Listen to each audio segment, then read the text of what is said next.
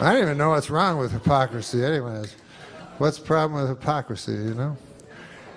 People always against it. Go, you know what I hate worse than anything? Hypocrite. But imagine your life if you weren't a hypocrite, you know what I mean?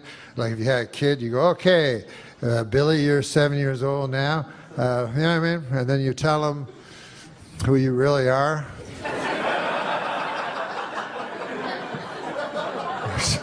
That's not a good idea.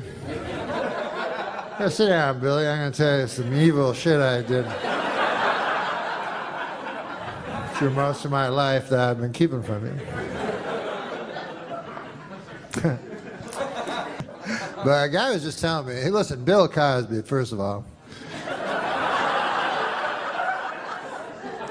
is my hero ever since I was a kid, because I always wanted to be like him, and I got his albums, tried to emulate him, but I didn't like his stand-up, but I like the way he was as a man.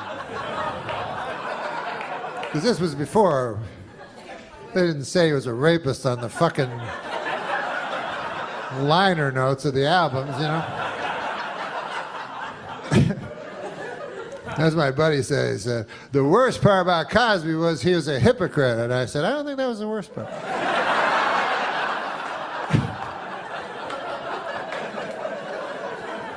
To me, the worst part was the raping. Way up high. And then the second would be the drugging. And then the third would be the scheming. But anyways, hypocrisy would be way fucking down the line, you know, like on the 4th page or some shit. Like, I'm no expert, but I think probably most rapists are hypocrites. You know what I mean? You know, I meet a lot of guys go, I like to rape, I don't give a fuck. I know it's not a politically correct thing to say, but I like raping. Go, God damn, at least he's not a hypocrite. That's the worst. That's the worst part of it. But he,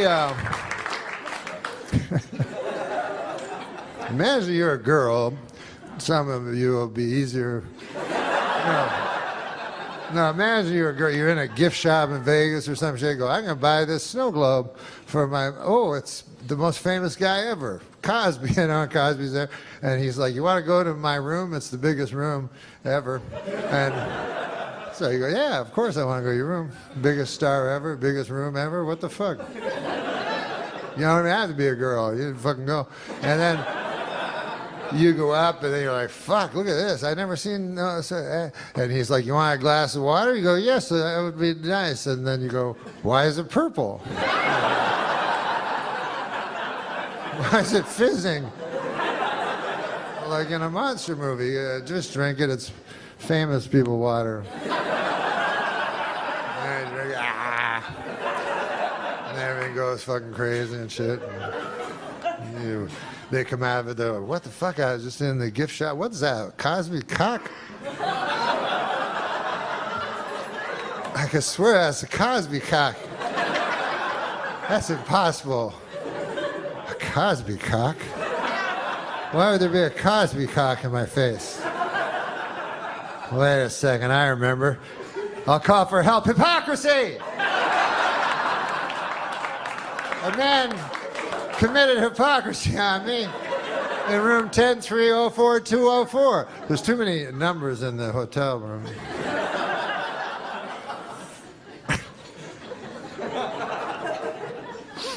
God damn. Cosby. But when you think about that show, people go hypocrite and shit. But in a way, when you think about the show he had a regular fucking life. But then what was his job? He looked in women's pussies and stuff. And you never saw it. They never showed you that part. So in a way, maybe he wasn't a hypocrite.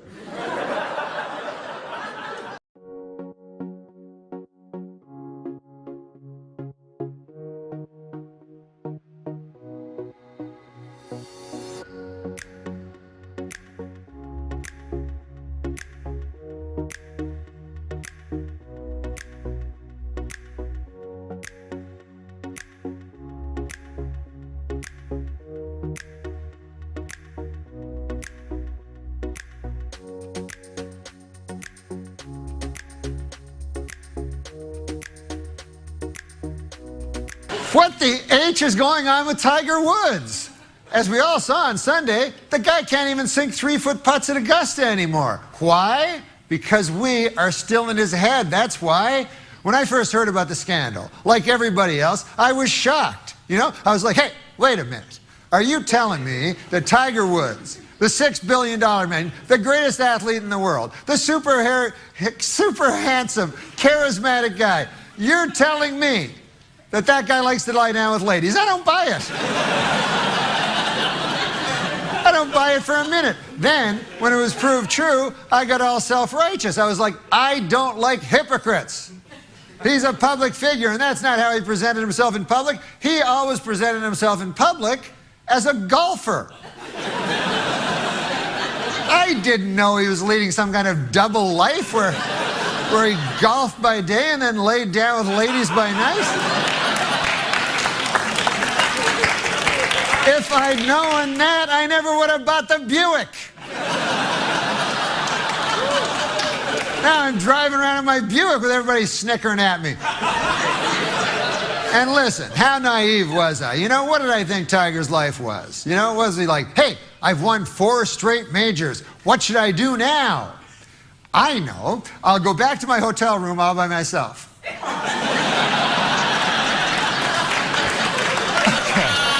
Okay, here I am in my hotel room. Let me just close my hotel room window. Too many ladies chanting my name out there. I know, I'll order some room service. Hello. Yes, I'd like to order... hello, Nicole. I'd like to order a chicken breast sandwich. No, if I wanted a job to end all jobs, I would have asked for one. I want a chicken breast sandwich with a pickle. So anyways, Tiger has admitted that he is a sex addict, but what is a sex addict? Now, take my Uncle Bert, for example. A fine fellow. He's been married to my Aunt Ruth for the last 50 years, and they still have a wonderful, healthy sex life. Now, ask yourself this. How addicted to sex do you have to be to have sex thousands of times over half a century with this thing?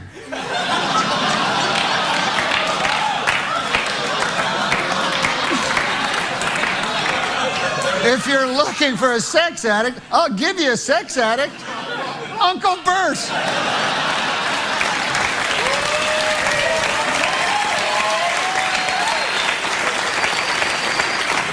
Now, also, Tiger is different than you and me. Now, how many chances do we have in our life to commit adultery? Maybe 10. So if we stray once,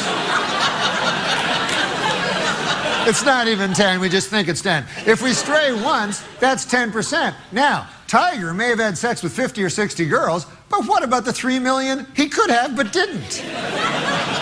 You got to factor those gals in. Then that makes the percentage 0.0000000006, which statistically is 0.